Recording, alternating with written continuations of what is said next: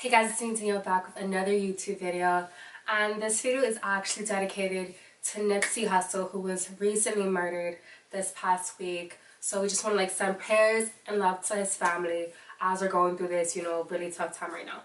So today's topic is going to be the recent murder of Nipsey Hussle and just the general history of violence towards Black activists in America. So as I stated, Nipsey was murdered this past Sunday night. He was in front of his Marathon clothing store in South LA, and he was gunned down by 29-year-old Eric Holder, who was an aspiring rapper. So Nipsey was a Grammy-nominated rapper. He was an entrepreneur who really spread that message of building your own thing and long-time investments, and he was really working towards repairing his community and trying to invest in his community. At his Marathon clothing store, which he hoped to serve as a business model for his neighborhood of South LA, he actually hired felons, because it's really hard for felons once they get out of prison to get jobs. So he did hire a lot of felons to work at that store. And it's really unnerving to think that the store that people called his second home was supposed to be a safe place, and actually was where he happened to be murdered, unfortunately, which is so sad. And he was only 33 years old. So the murder suspect, as I said, was Eric Holder, and he has been arrested and charged with murder by the LA County District Attorney's Office. Noted, the person defending him is Chris Darden, who was the prosecutor, or one of the prosecutors in the O.J. Simpson case. So we're kind of side-eyeing that, but alright, that's weird. That's really weird. So this whole situation just really had me in my feelings all week. Murder is, granted, I didn't know Nipsey personally. I'm only casually familiar with his music, but I was familiar with who he was as a person, what he was trying to do with his community, and most recently with the documentary on Dr. Sebi. And it's crazy to think that someone can be here one moment and just not there the next. Having your whole life just taken away like that is just so unnerving and so scary to think about. And so that caused me to do a lot of thinking and just soul searching a little bit about just the general history of young Black activists here in America who have systematically been essentially executed.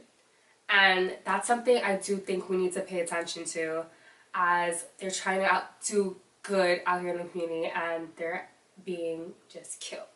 So I just want to name a couple of them, just so we can honor them in this video and just remember them. So of course, first we have Nipsey, who was killed Sunday night, rest in peace. Again, sending prayers to his family. And he was gunned down in front of his store, and he was the age of 33.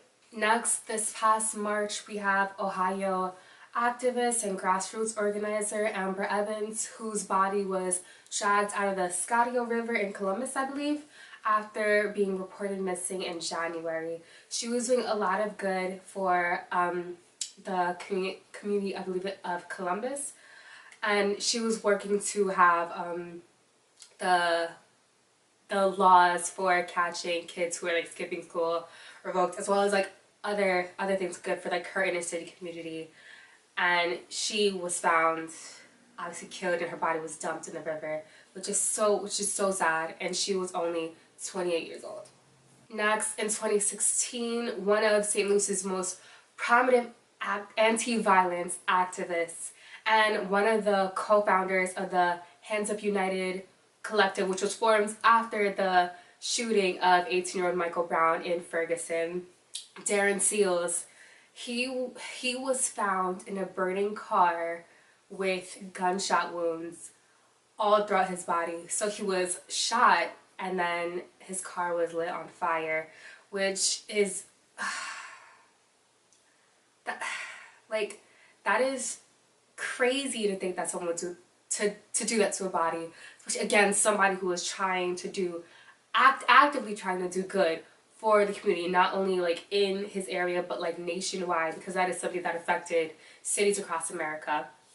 And he was only 29.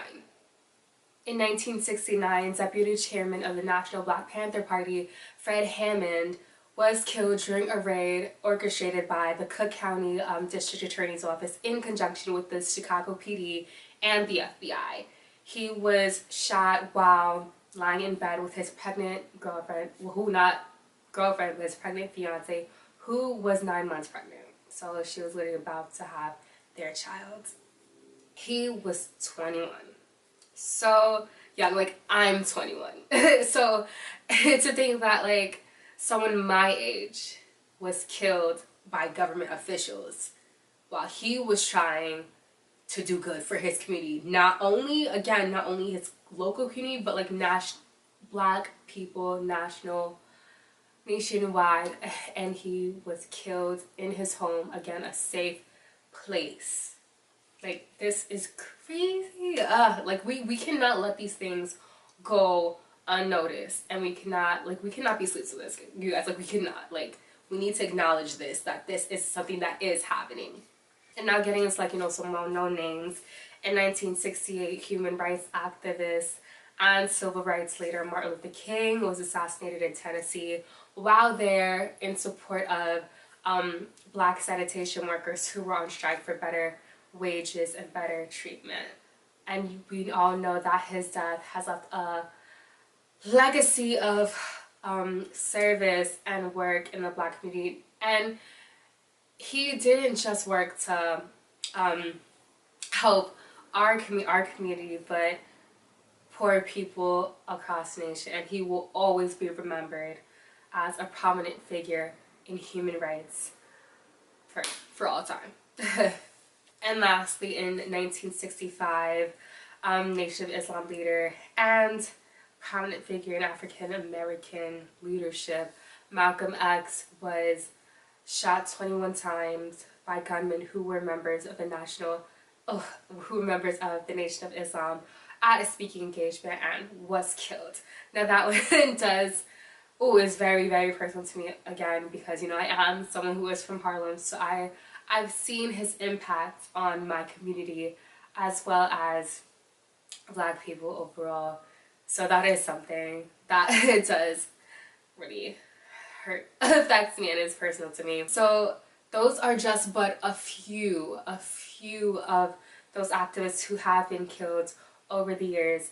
And I do want to lift them up, and I do want to, like, send love to their family and keep them in our prayers, because no matter how long ago their death may have happened, I'm sure that is something that is still with them every single day. So whether it be like a petty feud, like an argument over jealousy, a ploy by the government, or something to like silence these activists, we cannot ignore that there is like systematic work to silence those who are working to advance the success of like black people, and just like generally help this community that has continually been underserved and kept down by systems at work to hurt the black community from like slavery times.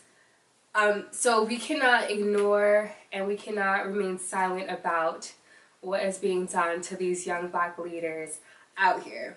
And this whole like situation does remind me of this quote by what is his name?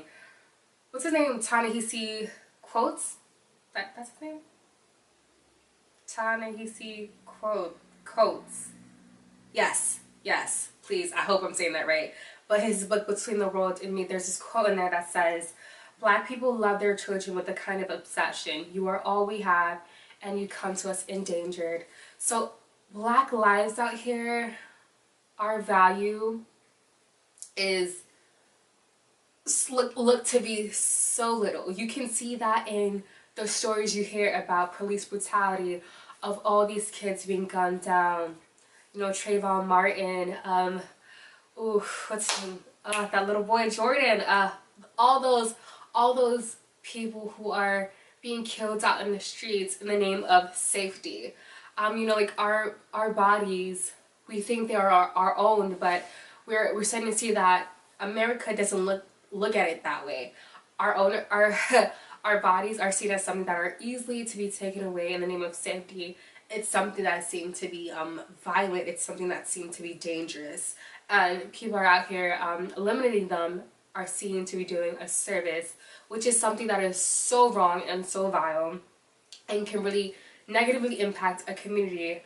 I know, like, personally myself, especially with like the Nipsey story, like it held like such a dark cloud over my head, and it's like, if for me as a black woman, to just see all these images, to hear all these stories of all these black murders, whether it be black on black crime, whether it be at the hands of police, whether it be at like a white vigilante, just to see all those images, it has an effect on your mental space, and it could seem like it's very like it's a hopeless situation and it's never gonna get better.